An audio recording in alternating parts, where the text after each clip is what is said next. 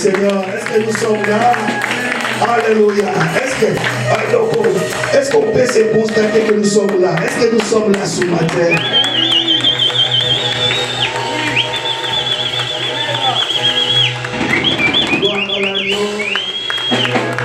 Vous savez, David a dit, j'aime les séjours de ta maison, le lieu où habite ta gloire. Alléluia. Gloire au Seigneur. J'ai une pensée ce matin. En fait, cette pensée m'est venue pendant que j'ai questionné Dieu, pendant que vous savez, lorsque ça ne va pas, un homme doit savoir poser des bonnes questions à Dieu. Alléluia. Donnez-moi votre attention. Alléluia. Et le Seigneur m'a révélé une chose. C'est ce que je vais partager avec l'église ce matin. Nous allons prendre nos Bibles dans le livre de Luc, chapitre 22.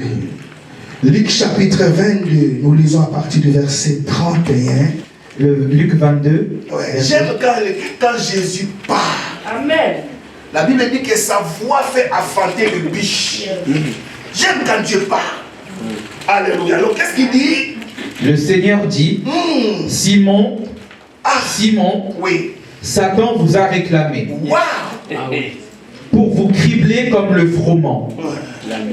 Mais j'ai prié pour toi, afin que ta foi ne défaille point. Oui. Et toi, quand tu seras revenu, affermis tes frères. Quand tu seras revenu, quand tu seras debout, quand tu seras converti, affermis tes frères. Oui. Alléluia. Amen. Parole du Seigneur, nous pouvons nous asseoir. Amen. Le thème de mon enseignement ce matin, c'est une réponse à mes préoccupations. Alors pendant que j'ai demandé à Dieu beaucoup de choses concernant ma vie, concernant l'église, concernant nos projets, alléluia, le Seigneur m'a répondu au travers de ce message. Alors Dieu m'a dit clairement, il m'a dit, tu dois devenir un autel pour moi. Et le thème de mon message, deviens un autel pour Dieu. Amen. Deviens un autel pour Dieu. Alléluia. Nous allons voir, je ne sais pas si je serai à mesure de terminer cet enseignement. Si je ne le termine pas même le dimanche prochain, si le Seigneur ne revenait pas, nous allons continuer. Deviens un autel pour Dieu. Dans cet enseignement, je vais partager beaucoup de choses. Entre autres, nous devons d'abord connaître ce que ça veut dire un autel. C'est quoi un autel? Ça, c'est la première question. Deuxième question, pourquoi devons-nous devenir un autel pour Dieu? Et troisième, comment le devenir? Alléluia. Dans ces textes, remarquez que, alléluia, Pierre, il n'est plus Simon. Il est devenu Pierre. Parce que Jésus a déjà changé son nom. Oui. Vous êtes d'accord avec moi? Amen. Alléluia. Amen. C'est que Pierre n'est plus païen. Pierre fait partie des disciples de Jésus. Mais ce qui m'étonne ici, Jésus ne l'appelle plus Pierre, mais Jésus l'appelle Simon. Il lui dit Simon, pendant que tu es avec moi, il y a une chose qui se fait dans le domaine spirituel. Et donc, j'aimerais dire à quelqu'un, c'est le spirituel qui influence le physique. Yes, yes. Alléluia. Tout ce que nous saisissons dans le domaine physique prend pour origine dans le domaine spirituel. Vous êtes d'accord avec moi? Oui. Pierre, qu'on appelait Simon, est à côté de Jésus en train de le servir. Mais il ne sait pas ce qui se passe dans le domaine spirituel. Il y a quelqu'un qui est spirituel, qu'on appelle Jésus, qui est au courant de ce qui se passe concernant Pierre. Alors qu'est-ce qui se passe dans le domaine spirituel? Ce n'est pas n'importe qui, c'est le diable. C'est Satan. Il est en train de réclamer Pierre. Alléluia. Or, lorsque réclame une chose, c'est que la chose t'appartient.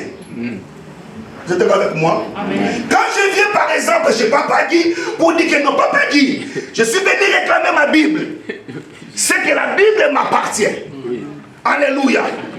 Quand maintenant, Satan est en train de réclamer Pierre, c'est que malgré que Pierre n'est plus du côté du diable, alléluia, mais Satan a la même mise sur Pierre. Satan veut dire à Jésus, malgré que non tu l'as appelé, mais il m'appartient. C'est-à-dire que je dois faire de lui ce que je veux. C'est ce que beaucoup des églises ne comprennent pas. C'est ce que beaucoup de chrétiens ne comprennent pas. Ils se sont dit que non, nous sommes déjà convertis. J'ai reçu Jésus. Je parle la langue du matin au soir. Mais pourquoi ça ne va pas? Pourquoi je n'arrive pas à percer? Alors, le problème se trouve au niveau des réclamations. Écoutez-moi très bien. La plupart de nos problèmes viennent du fait que les diables nous réclament. Est-ce que l'Esprit parle à quelqu'un? Amen. Alléluia. Oui. Oh, nous voyons encore un serviteur de Dieu. Et cette fois-ci, la Bible dit qu'il était intègre, juste, droit, craignant Dieu. Yes. Là, je parle à Job. Alléluia. Mais ce qui s'est passé entre Dieu et Satan, Job ne savait pas. Oui. C'est comme ce matin, tu peux être là, avec ta grosse Bible. Mais ce qui se passe te concernant dans les domaines spirituels, tu ignores ça. Amen. Voilà pourquoi l'Église doit devenir spirituelle. Amen. La Bible dit qu'un homme spirituel juge de tout. Yes. Et il n'est lui-même jugé par personne. Alléluia. Amen. Mais Jésus a dit, il y a un mais. Il dit, mais j'ai prié pour toi. Oui. J'ai prié pour toi. En fait, dans les domaines spirituels, Jésus voyait déjà comment Pierre va le renier. Ne jouons jamais avec le diable. Le diable, il est fort. Oui. Il est puissant. Oui. Mais celui qui est à nous est plus puissant que lui. Oui. Vous savez, dans les combats, il ne faut jamais minimiser ton ennemi. Ou ton adversaire. Oui. Hier, j'étais en train de regarder, alléluia, l'internet. J'ai vu comment on a tabassé ce boxeur camerounais. Donnez-moi son nom. Nganou. Et je me suis dit, mais qu'est-ce qui est arrivé? Papa, il a reçu des coups. On lui a envoyé juste 2 ou 3 fois par terre. Mais alors j'ai compris que non, ce boxeur a minimisé son adversaire. Il n'a pas pris au sérieux son adversaire. Si tu veux échouer dans les combats spirituels, minimise ton ennemi. Alléluia. Amen. Il dit, j'ai prié pour toi, pour que ta foi ne défaille pas. Mais lorsque tu seras converti, lorsque tu seras debout, lorsque tu vas revenir à toi, vous êtes avec moi? Amen. Quand Jésus-Christ parle de ça, il parle de quelqu'un qui est à côté de lui. Mais dans les domaines spirituels, il est déjà parti. Vous savez, un homme qui est spirituel ne subit pas, mais anticipe. Yes. Ouais. Yes. Alléluia. Vous savez, nous saisissons beaucoup de choses parce que nous ne voulons pas anticiper. Alléluia. Vous savez, nous sommes dans un pays où, lorsqu'il y a la grippe, il y a ce qu'on appelle, alléluia, le vaccin contre la grippe. Oui. On t'injecte ça pour que lorsque la grippe va t'attraper, ça ne va rien faire. N'attendons pas que le problème arrive chez Dieu. Mais nous pouvons déjà anticiper. Oui. Oui. Merci, par des moments de prière intense. On appelle ça la médecine préventive. Amen. Même les Français disent que mieux faut prévenir que... Guérir.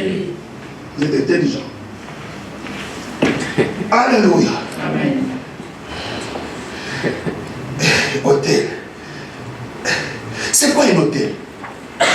C'est quoi un hôtel? Écrivez ça. Un hôtel, c'est une table. C'est une plateforme. Une place élevée sur laquelle un prêtre place une offrande, soit à Dieu ou au diable. Alléluia. Amen. Je vais prendre la définition parce que c'est important. Tu ne peux pas devenir un hôtel si tu ne comprends pas la signification d'un hôtel. Tu ne peux pas devenir. Quand Dieu te dit de devenir un hôtel, tu dois savoir c'est quoi un hôtel. Oui. Un hôtel permet la connexion entre un humain et un divin. Amen. Vous savez, tout ce qu'on réclame dans les domaines spirituels doit nous coûter. Oui. Il n'y a pas de gratuité dans les domaines spirituels. Tout ce que tu veux demander à Dieu, soit au diable, ça doit te coûter. Et l'hôtel permet la connexion Oui. entre un homme et un divin. Oui. Alléluia. En fait, l'autel permet la connexion entre la chair, alléluia, et l'esprit. Oui. L'autel permet, donc, là où il y a un autel, c'est là où il y a le rencontre entre un divin et un humain. Oui. C'est comme je suis là. Alléluia. Je suis sur une plateforme. C'est un lieu élevé. Alléluia. C'est pour cela qu'on appelle ça l'autel. Moi, je monte. Alléluia. Et Dieu descend. Amen. Comme je vous parle là, Ouais. je suis à l'autel. Oh oui. Alléluia. Dieu aussi est descendu. S'il n'y a pas l'autel, il n'y a pas de rencontre. Oui. Si vous comprenez? Et qui veut encore ça? Matthieu chapitre 23, c'est un enseignement. Versets 18 à 19. Jésus parle, il dit, qu'est-ce qui est plus grand? Est-ce l'autel ou l'offrande?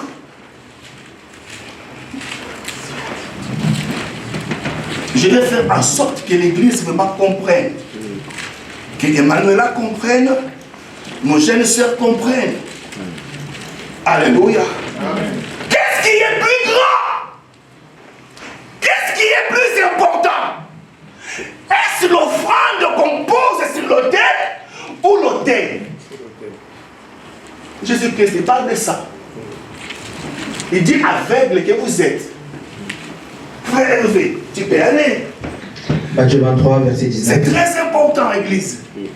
C'est très important. 18 Matthieu chapitre 23, verset 18 à 19. Ouais. Si quelqu'un, dites-vous encore, jure par l'autel, ce n'est rien. Hein? Mais si quelqu'un jure par l'offrande qui est sur l'autel, il en est engagé. Oui. Aveugle. Aveugle. Lequel est le plus grand? Jésus considère déjà comme des aveugles. Il dit, mais qu'est-ce qui est plus grand? C'est l'autel. Donc beaucoup de gens croient que c'est l'offrande qui est plus grande que l'autel. Non. C'est l'autel qui est plus grand que l'offrande ou le sacrifice. Pourquoi? Parce que l'autel sanctifie les sacrifices. Amen. Oh yeah. Oh yeah. Alléluia. Amen. L'autel a la capacité de sanctifier l'offrande qu'on y met. Oui. Amen. Amen. Voilà pourquoi la Bible dit ceci. Lorsque Noé est sorti de l'arche, il bâtit un autel à l'Éternel. Mais le problème, papa, ce n'est pas de construire un autel pour Dieu. Mais qu'est-ce qu'on y met? La Bible dit que Noé plaça des animaux purs. Dis avec moi, purs. Et des oiseaux aussi purs. Et la Bible dit, l'Éternel sentit une odeur agréable. Et il jura de ne plus détruire le monde par le déluge. Qu'est-ce qui a fait changer Dieu d'avis? Alléluia. C'est que Noé a placé sur l'autel. Amen. Non, Oui. n'êtes pas avec moi. Amen. Alléluia. Amen. Alléluia. Amen. Je ne suis pas écarté de mon message. Mon message, c'est deviens toi-même un autel. Amen. Oh my God. Vous savez que le plus grand autel, c'est la croix de Jésus. Amen. Amen. Tout à fait, l'autel le plus puissant. Oui. Alléluia. Alléluia. Amen. Parce que c'est sur la croix que nous avons rencontré Elohim. Alléluia. La vie chrétienne commence par la croix. Amen. Or, la croix symbolise un grand autel. Où Jésus lui-même est devenu sacrifice. Amen, amen, amen. Regarde, mon Dieu, la Bible dit ceci, parce que tu n'as voulu ni sacrifice ni holocauste. Il est question de moi. C'est que Dieu n'a plus agréé le sacrifice des animaux dans cette alliance. Vous voulez maintenant que Jésus devienne un autel. Amen. Quelqu'un comprend? Oui. Si tu comprends ce message, quelles que soient les réclamations sataniques, que ce soit les autels de la famille, ça n'a rien, alléluia, jouer sur toi. Parce que le problème, c'est autel contre autel. Amen. Autel contre autel. Alléluia. Il y a des alliances maléfiques. Il y a des alliances cachées. C'est comme quelqu'un me dit, mais pasteur, chaque fois que nous détruisons des hôtels, mais ça pousse la nuit au coma.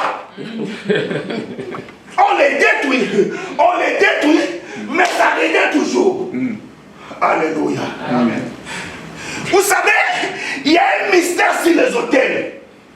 Un hôtel, alléluia, ne joue jamais. Un hôtel peut durer des siècles et des siècles. Je vais vous démontrer.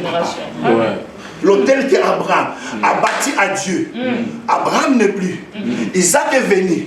Isaac n'est plus. Mais lorsque Jacob vient, il marche. Alléluia. Il trouve une pierre. Aïe, aïe, aïe, aïe. Il trouve une pierre. Or, c'est cette pierre-là que son grand-père Abraham avait élevé un autel pour Dieu. Alléluia. Lorsqu'il prend la pierre, il met sur son chevet, le ciel s'ouvre. Et Dieu descend. Oui. Alléluia. C'est que l'autel a une divinité. Il y a le terre de Dieu et aussi l'autel magnifique. Si les terres de Jacob, alléluia, a fait que Dieu descende, alléluia, là où il y a aussi un autel magnifique, le diable descend. Tout à fait. Tout à fait. Alléluia. Est-ce que l'église comprend cela? Oui. Est-ce que nous comprenons ça? Pour ne plus subir des réclamations sataniques, il faut que tu deviennes un autel. Oui. Alléluia.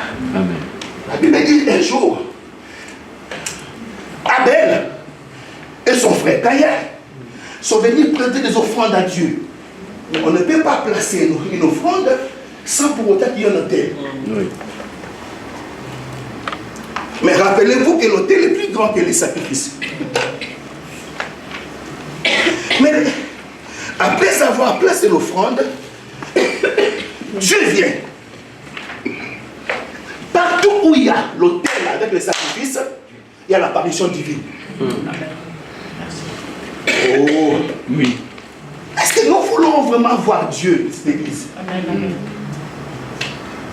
Est-ce que tu sais que tu peux voir Dieu dans ta maison? Amen. Non. Je reprends. Tu peux voir Dieu ici sur terre. Bien sûr. Bien sûr. Parce que la Bible dit que ceux qui ont les cœurs purs, Car ils verront Dieu. car ils verront Dieu.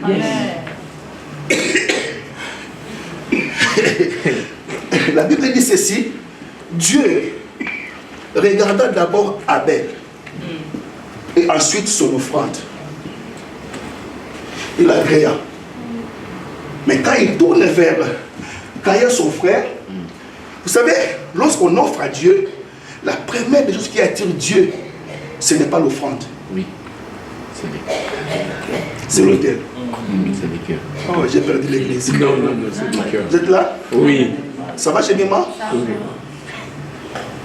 Dieu, la Bible dit, regarda Abel et son offrande, il agrée. Mais quand il tourne vers Caïn, son frère, alléluia, son cœur n'était pas bien. Amen. Amen. Il vient présenter un sacrifice à Dieu, mais son cœur n'est pas droit. Mais comme Dieu est un Dieu de rectification, il parle à Caïn et dit non, j'ai vu le péché coucher sur ton cœur. Mais toi, tu as le pouvoir de donner ce sang. Si tu fais bien, my God, tu vas redresser ta tête. Oui. C'est-à-dire que Dieu te donne toujours une nouvelle opportunité. J'ai vu le péché dans ton cœur. Avant que les choses arrivent, Dieu les voit déjà. En parlant du péché, papa, Dieu parlait du maître d'Abel, causé par son propre frère. Ah ouais. La plupart de nos problèmes viennent de nos propres frères. Non. Alléluia. Amen. Juste après la prédication de Dieu, alléluia, Caïn invite son frère Abel d'aller au champ. Et là-bas, il tue son frère.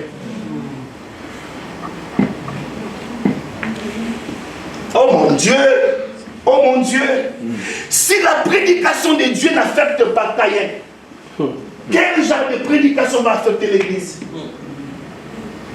Alors pourquoi la prédication de Dieu n'affecte pas Caïn? Ces gens qui reçoivent la révélation disent que non, Caïn était du diable.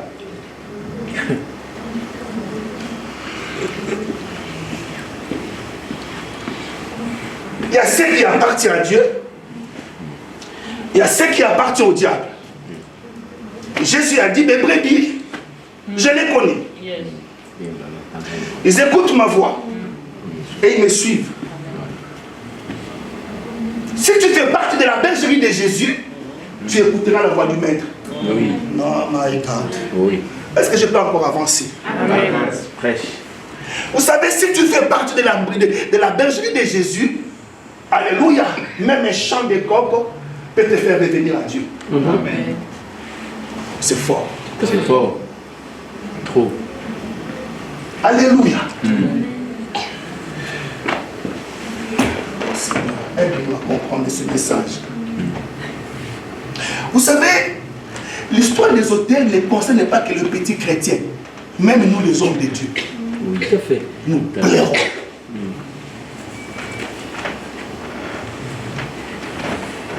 Nous plairons. Pourquoi ça ne va pas? Alors, nous devons connaître l'origine de ces réclamations. D'où viennent ces réclamations? Écrivez ça.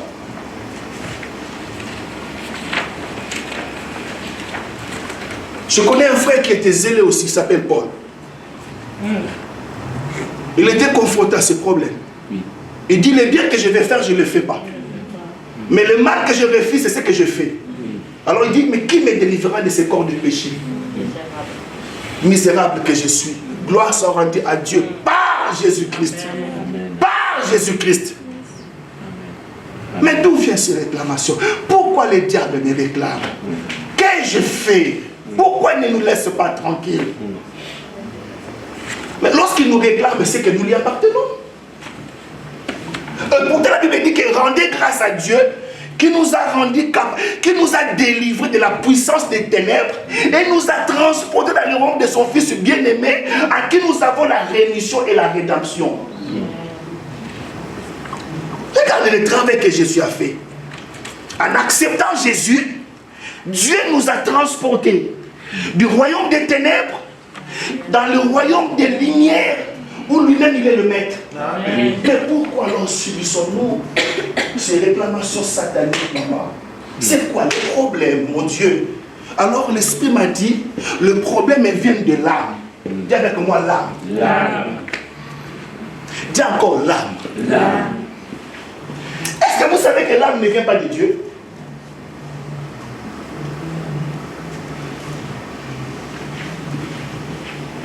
L'âme, c'est le sang. Amen. Or, le sang, c'est la vie. Amen. Ouais. Or, papa, comme tu es là, tu es le mélange de papa et maman. Ah ouais. La sang de ton père et de ta mère, alléluia, lorsqu'ils ont mélangé leur sang, c'est ce qui a formé ton âme. Oui. Ah ouais. Ah ouais. Alléluia. Voilà pourquoi la Bible dit, je désire que tu prospères à tous égards. Amen. Comme prospère l'état de ton âme. Si ton âme ne prospère pas, d'autres choses ne prospéreront jamais. C'est fort ça. Le problème c'est là. Oh, la Bible dit dans le livre de Lévitique 17. Est-ce qu'on peut lire ça? Oui.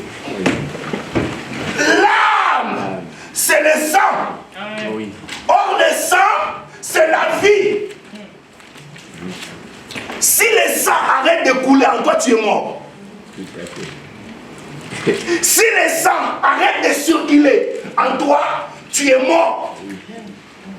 L'âme d'une personne, c'est son sang. Voilà pourquoi Dieu a interdit dans l'Ancien Testament de manger un animal avec son sang. Voilà. Parce que lorsque tu manges le sang de l'animal, tu manges sa vie. Oh! Est-ce qu'on peut lire ça? Lévitique 17. Lévitique 17. 14. Oui. Lévitique 17 au verset 14. Oui. Car la vie de toute chair, c'est son sang qui est en elle. On commence par 11. Après tu sors, tu prends 14. Car la vie de la chair est dans le sang. Je vous l'ai donné sur l'autel, afin qu'il serve d'expiation pour vos âmes. Mon Dieu! Même pour expier, il faut que l'animal, il faut que le sang coule. Ne jouons jamais avec le sang. Parce que le sang, c'est l'âme. Prends maintenant le verset 14. Car la vie de toute chair, c'est son sang qui est en elle. C'est pourquoi la vie de toute chair, Papa Georges, comme tu es là, ta vie, c'est ton sang. Maintenant, lorsque tu mets au monde, alléluia, les gens croient que, excusez-moi, amen, lorsque tu mets au monde, au fait, tu transmets ton sang à tes enfants. Oui.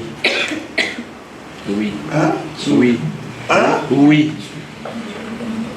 Voilà pourquoi, Papa Hervé, d'autres comportements, alléluia, tu le vois, viennent de la vie que nous avons au travers du sang. Oui. Tu vas remarquer que tu deviens colérique. Or, si tu regardes la colère, cela vient de loin. Cela vient de ton ancêtre. Ton père était colérique, ton grand-père était colérique, ton arrière. Au fait, c'est la transmission du sang. De la transmission. Oh mon Dieu. Voilà pourquoi quand Jésus est venu, la Bible dit qu'il nous a rachetés par son sang de vaines manières que nous avons hérité de nos pères. Amen. Amen. Amen. C'est-à-dire qu'au travers du sang, Jésus n'est pas mort simplement pour que nous allions au ciel. Non. Il est mort pour beaucoup de choses. Il nous a rachetés de vaines manières, de comportements mauvais que nous avons hérités au travers de nos parents. Quelqu'un comprend? Tout à fait. Et maintenant, les diables, regarde ces sangs-là. Amen. Il réclame. Il dit, mais c'est ça là, m'appartient. Parce que toi, tu n'étais pas encore né, Maïda. Est-ce que je ne vais pas avancer? Amen. Reste. Avance. La Bible dit ceci. Lorsque Abraham donnait la dîme à Melchisedec, Lévi était dans son sein. Oh. Mais où était Lévi? Dans ses reins. Et pourtant, Lévi, alléluia, c'est la 4e génération d'Abraham. On ne parle même pas d'Isaac, ni de Jacob. Alléluia. Mon père de Lévi. Mon Dieu. Comprenez-moi très bien, s'il vous plaît. Pendant qu'Abraham faisait les sacrifices en payant la dîme, alléluia, la Bible dit que Lévi aussi payait la dîme. Yo. Cela veut dire que, alléluia, pendant que ton arrière grand-père volait pour aller en sorcellerie, toi aussi tu étais dans ses reins parce que tu étais dans le sang. Amen. Amen. Dans le sang. Oui. Dans le sang. Alléluia. Voilà qu'aujourd'hui, maintenant, ton grand-père n'est plus. Ton arrière-grand-père n'est plus. Mais toi, tu es là. Maintenant, le diable, maintenant, ce qui lui intéresse, c'est ce sang-là. Ah oui. Ah ouais. C'est ce sang. Ah ouais. Ok. Si papa était polygame, alléluia. Et son père dirait que toi aussi, tu deviens polygame. Oui. Le premier mariage a échoué. Deuxième a échoué. Troisième a échoué. C'est le premier décembre. Il faut que ça s'arrête. Tout à fait. Tout à fait. Il faut que ça s'arrête. Amen. Amen. Quand je suis parti au pays, j'ai rencontré ma mère, je dis, ah, mais maman, explique-moi. Je vois dans notre famille l'esprit d'alcool. Ça vient d'où? Oui.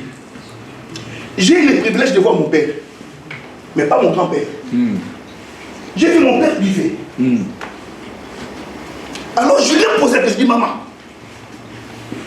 est-ce que tu as connu mon grand-père? Est-ce qu'il buvait? D'où vient cet esprit-là dans la famille? Ça rattrape.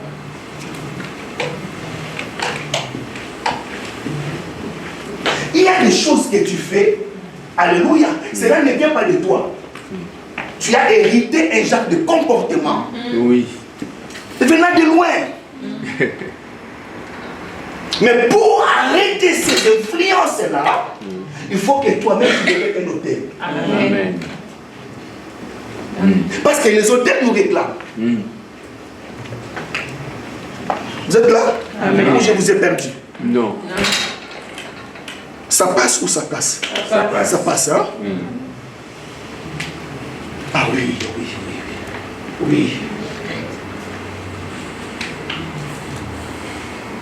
C'est là que le Seigneur est venu me dire, mon serviteur, pour faire face à toutes ces influences-là, il faut que toi-même tu deviennes un autel. En fait, lorsqu'on parle d'autel, on ne parle pas de ceux qui craignent Dieu ou qui disent mais crains pas Dieu. Non, c'est pas ça. Craindre Dieu ou pas, tu seras réclamé. Tu seras réclamé. Il y a des gens qui craignent Dieu. Mais quand tu vois leur vie, ça ne marche pas. Échec sur échec. C'est quoi le problème?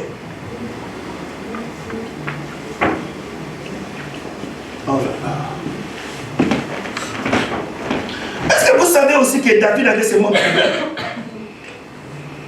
Je vais avancer. Amen. Lorsque Dieu veut frapper David, alléluia, parce que David a commis l'adultère avec Bathsheba. Hein? Et Dieu vient, il dit que non, il faut que je te frappe. Alors David commence à demander pardon. Il dit non. Avant de me frapper, tu dois aller vérifier les sangs de ma mère, de mon père. Car ma mère m'a conçu dans l'iniquité. Ça dit que mon père était marié, mon père avait triché. Il m'a confronté dans le péché. Maintenant, c'est normal que je puisse sortir avec Bathsheba. Parce que le sang parle. Oh my God. Est-ce que vous savez que le sang parle? Oui. Oui. Si le sang de Jésus parlait, alléluia, la Bible dit que le sang d'Abel criait plus fort devant Dieu, vengeance. Cette église, je vous dis la vérité, le sang que nous portons là, ça part. Oui. Maintenant, il faut savoir, ça parle de quoi? Ça parle de quoi? Ça peut parler de l'impudicité.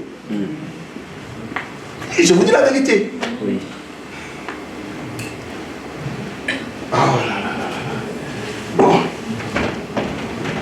Il faut que j'avance pour vous donner le caractéristique d'une personne qui est réclamée. Comment savoir que tu es réclamé?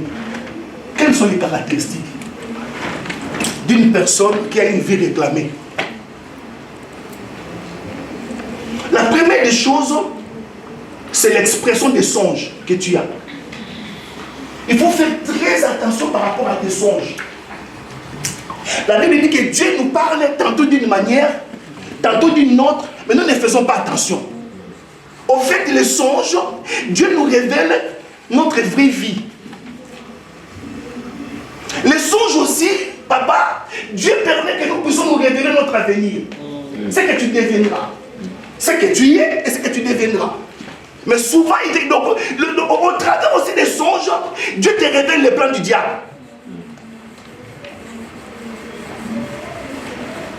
Fais très attention au genre de songes que tu reçois. Je prends un exemple très simple.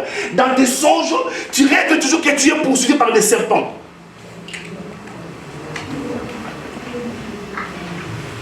Alléluia. Alléluia. Amen. Non, mais lorsque tu dors, quel genre de songe tu fais? Tu rêves toujours, alléluia, que tu es en train d'être poursuivi par les chiens, par les serpents.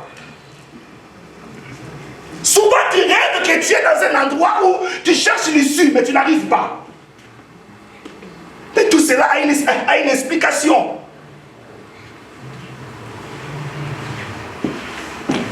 Première caractéristique, c'est au travers des songes. J'ai dit au travers des songes. Amen. Tu peux être célibataire physiquement, mais au travers des songes, alléluia, tu rêves que tu es en train d'allaiter les enfants. C'est que Dieu te montre que non, dans le domaine de l'esprit, tu es déjà marié. Et comme tu as déjà des enfants, dans le domaine spirituel, dans le physique, tu n'en auras pas. Tu n'en auras pas. Si tu es déjà marié dans le domaine spirituel, dans le domaine physique, tu ne te marieras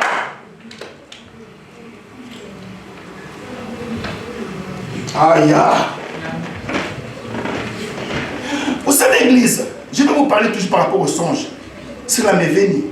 Quand je suis venu en France, avant même que je puisse obtenir mes papiers, et avant même que je puisse me marier, j'ai fait un songe. Dans les songes, je me voyais dans une voiture avec une femme et les enfants derrière. Mais je n'avais même pas obtenu mon permis, ni des papiers. Mais comme Dieu a le film de notre vie en avance, il nous le montre. Amen. Ce que je vis, alléluia, le Seigneur me parlait que non, tu auras ton titre de séjour, tu vas te marier, tu auras des enfants, tu auras le permis. Et un jour, j'ai vu que le rêve s'est concrétisé parce que je me suis vu dans une voiture avec une femme à côté et les enfants. J'ai dit, wow, c'est la marche. Dis à quelqu'un, fais attention au genre de songe que tu reçois. Dis-lui. Fais attention aux genre de choses. Toi, surtout toi. Deuxième caractéristique d'une vie réclamée par le diable, c'est de percer en pitié. Tu fais une chose, tu arrives, alléluia, tu arrives, donc tu veux juste percer. Tu vas sentir une imputation. Pouf, tout s'arrête. Tu as travaillé dur. Maintenant tu es au bord du succès. Tu veux percer. Et tu vois quelque chose qui vient, il te ramène en bas. Est-ce que l'esprit parle à quelqu'un? Amen. De percer en pitié. C'est comme une personne qui est amputée. Donc, il s'est fait amputer la jambe. Il était entier. Alléluia. Mais suite à un accident, il va à l'hôpital, on lui ampute son membre. Tu as bien commencé. Église, suivez-moi très bien. Tu travailles. Alors, tu as fourni beaucoup d'efforts. Mais arrivé à un moment où tu veux percer, tout s'écroule. Tout s'écroule. Tout s'écroule. Troisième caractéristique. Des retards spirituels. Dis avec moi, esprit de retard. Esprit de retard. Non, dis-le bien. Dis encore, esprit de retard. Église, soyez avec moi s'il vous plaît. Vous savez, le diable, il est malin. Il y a des choses qui t'appartiennent, auxquelles Dieu t'a déjà donné ça. Alléluia. Mais le diable veut que tu reçoives ça. Alléluia. Lorsque tu es déjà fatigué. Comment maman Sarah pouvait avoir Isaac? La Bible dit que Isaac, Sarah a reçu Isaac dans sa vieillesse. Mais Dieu, on dirait que j'ai oublié. Vous êtes avec moi? Amen. Sarah reçoit l'enfant, t'as entendu. Mais quand? Vous savez, dans la vieillesse, c'est le moment où les gens se reposent.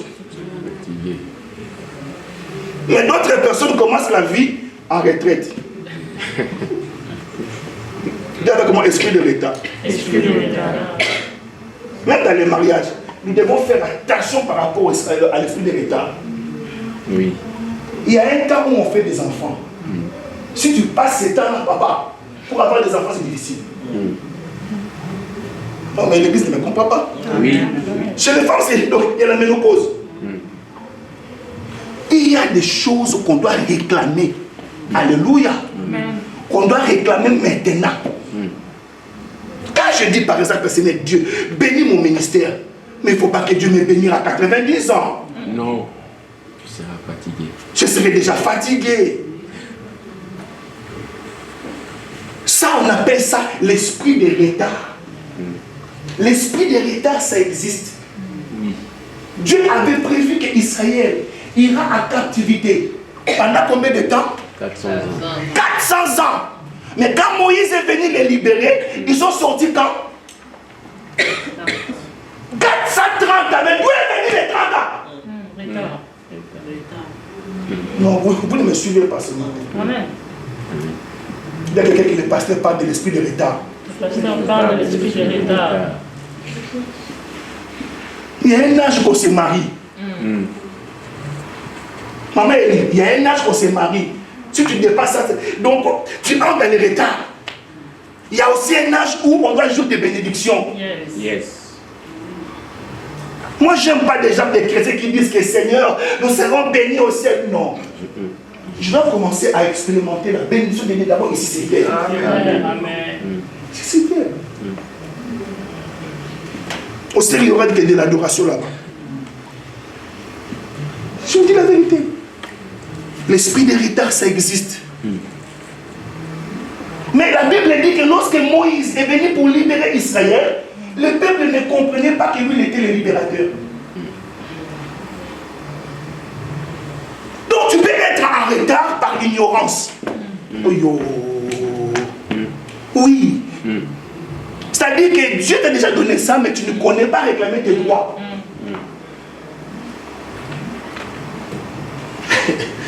Ah, il faut que j'aille terminer. Oh Seigneur. Et quatrième caractéristique, les échecs constants. Échouer n'est pas une fatalité, mais la répétition des échecs. Est-ce que je suis clair? Amen. Lorsque tu échoues, ce n'est pas une fatalité. Alléluia. Et ne bâtissez jamais de monuments devant vos échecs.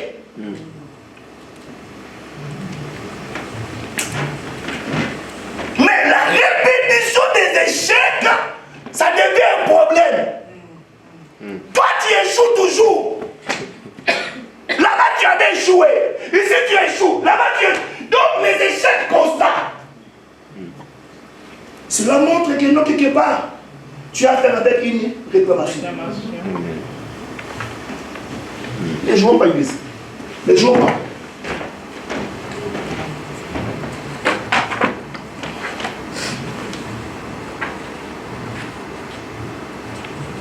Et dernière caractéristique, la liste n'est pas complète, mais je l'ai résumée.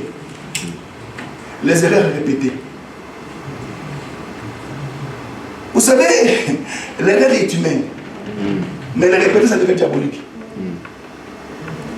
Vous savez que l'homme apprend toujours de ses erreurs. Mais des erreurs répétées, il y a un problème.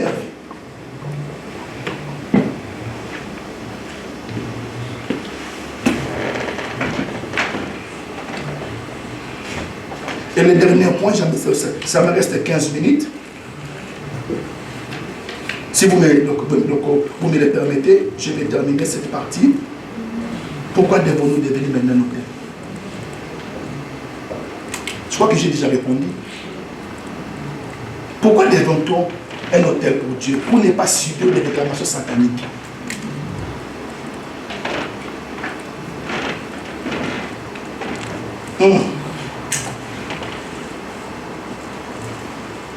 Alléluia. Amen. Vous êtes fatigué? Non. Matthieu chapitre 11, verset 28.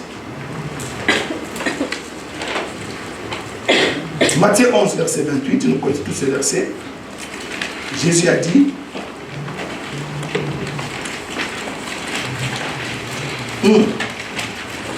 Dieu m'a dit, il est possible que tu ne subisses plus de réclamations sataniques.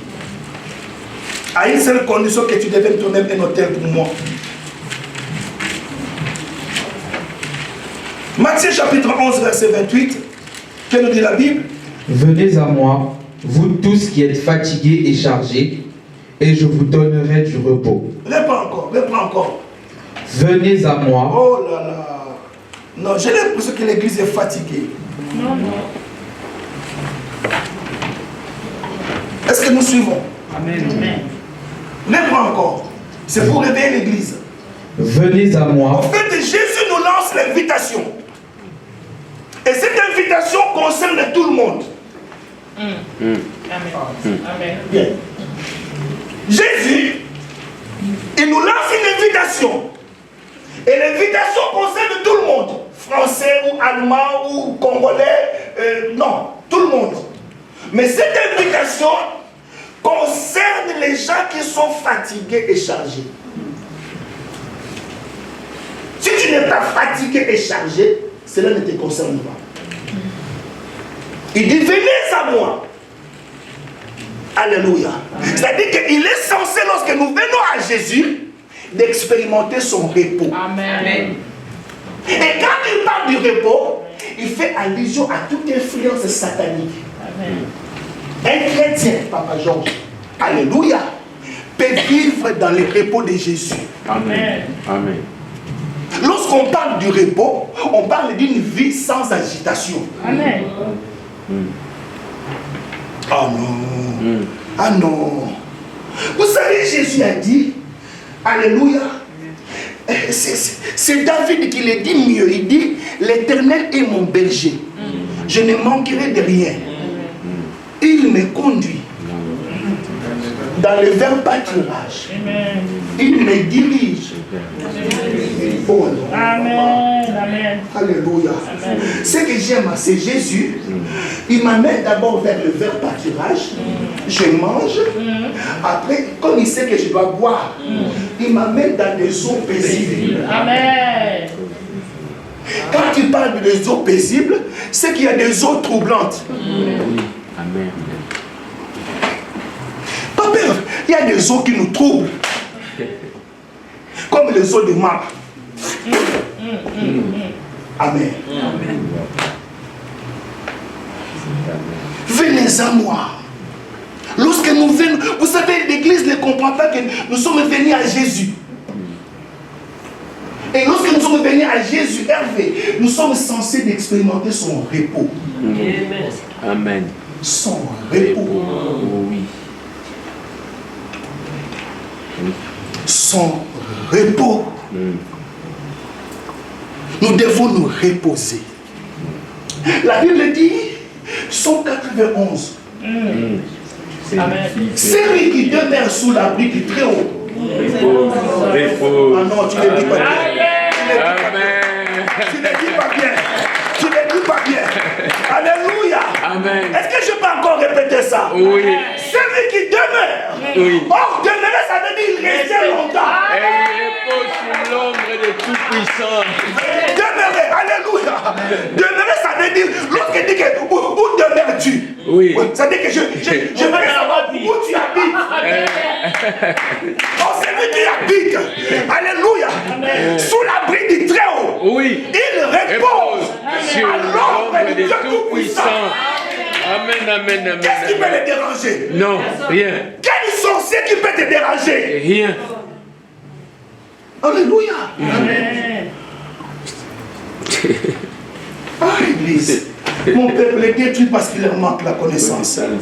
Vous savez, après cet enseignement, fini déjà que non, j'ai dormi et je vis, on était en train de m'étrangler. T'étrangler? Eh oui. Oui. Mais où était l'ange de l'Éternel? Ah. Pendant qu'on t'étrangle là, où est l'ange de l'Éternel? Je ne sais pas. Oh, la Bible dit que l'ange de l'Éternel, Autour de ceux qui les craignent. mais est-ce que tu crains Dieu?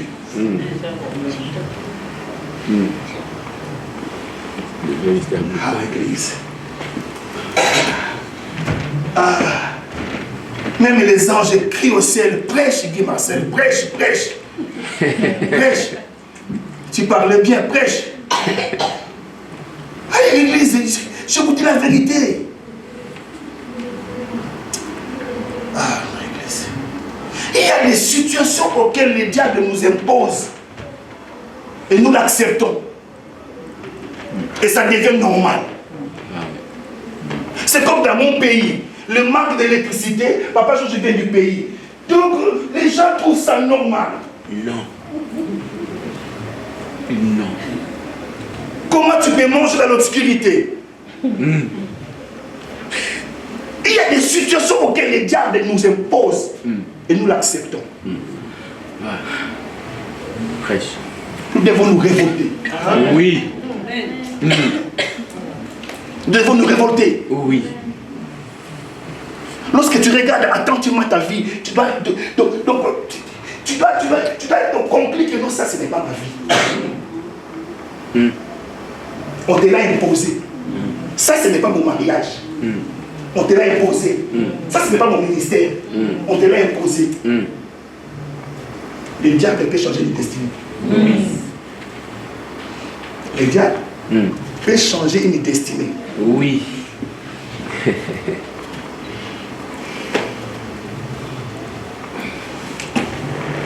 Ça me reste 5 minutes et je n'ai pas fini mon message. Si Maman Nana me le permet le dimanche, j'aimerais continuer. Si elle ne me le permet pas, il va prêcher.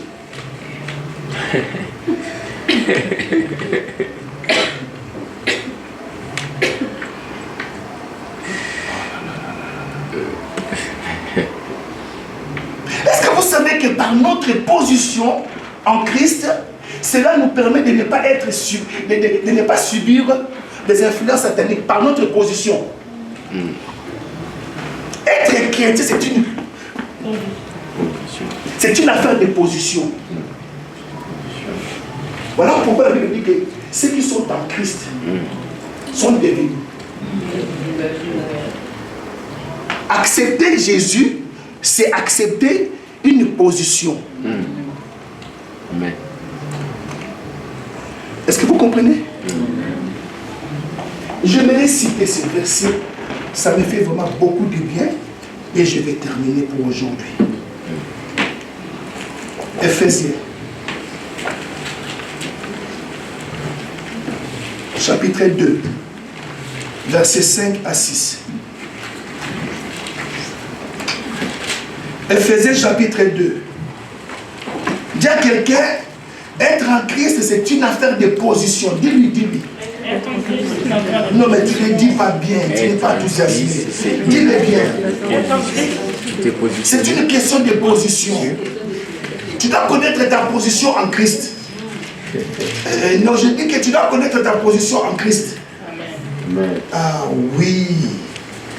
Verset 5, Hervé, frère Hervé, 5 à 6. Nous qui étions morts. Nous qui étions morts par nos offenses. Ah oui.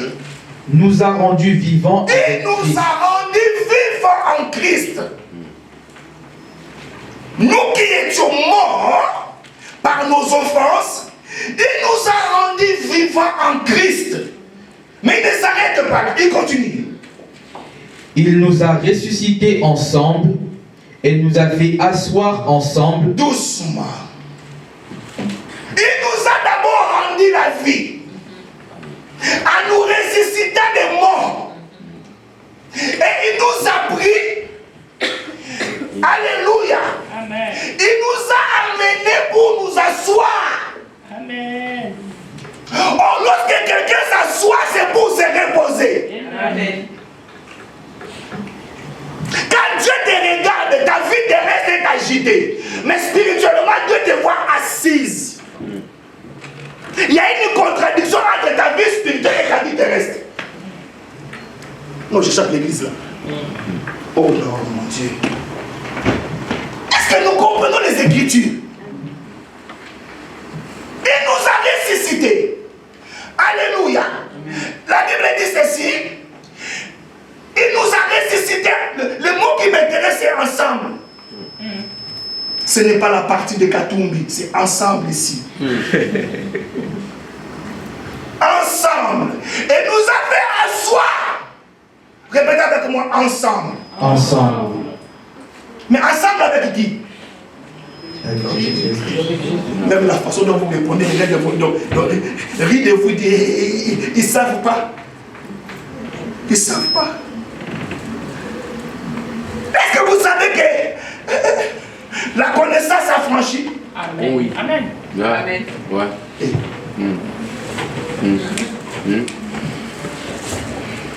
La Bible ne dit pas que non, vous ferez 40 jours de jeûne et vous serez affranchis. Non, vous connaîtrez. Amen. Amen. Vous connaîtrez. Amen. Amen. Vous connaîtrez la vérité. Ouais. Et la vérité vous affranchira.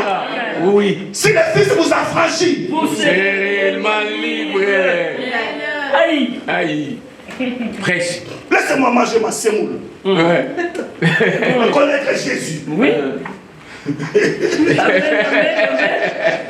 Laissez-moi manger du riz. Oui. Mais connaître Jésus. Parce que la Bible dit la vie éternelle. Ce qu'ils connaissent, c'est celui que tu as envoyé. Sachant que Jésus-Christ. Oui, c'est lui-là. Dis avec moi la connaissance. Oui, la connaissance. Dis encore la connaissance. La connaissance. Non, dis-le bien, dis encore la connaissance. La connaissance. La connaissance affranchit. Oui.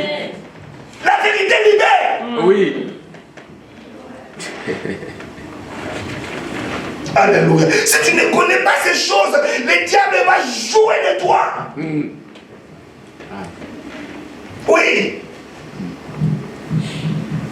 La Bible dit, il nous a fait asseoir ensemble dans les lieux célestes En Jésus-Christ. Où est ta position maintenant? Tu es où maintenant? Dans les lieux célestes, en Jésus. Prêche. Romains, chapitre 12. Les conseils de l'apôtre Paul. Romains, dis avec moi,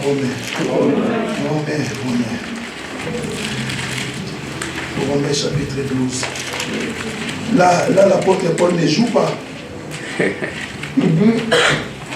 Je vous exhorte.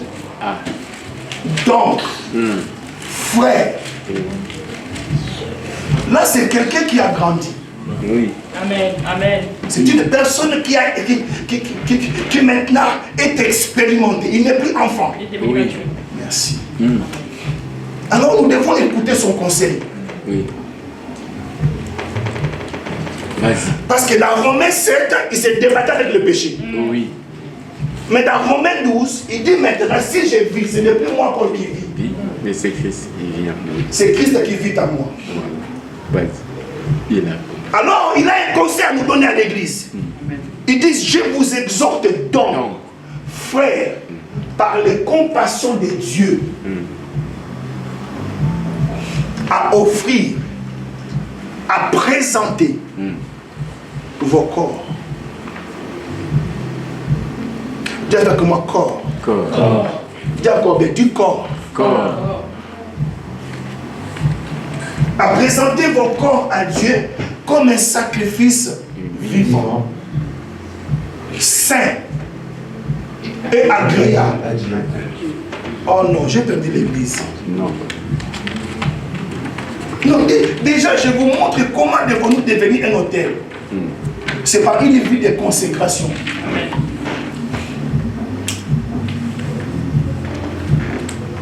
On dirait que j'ai perdu l'église et les autres, ça va. La façon de me regarder là, on est loin.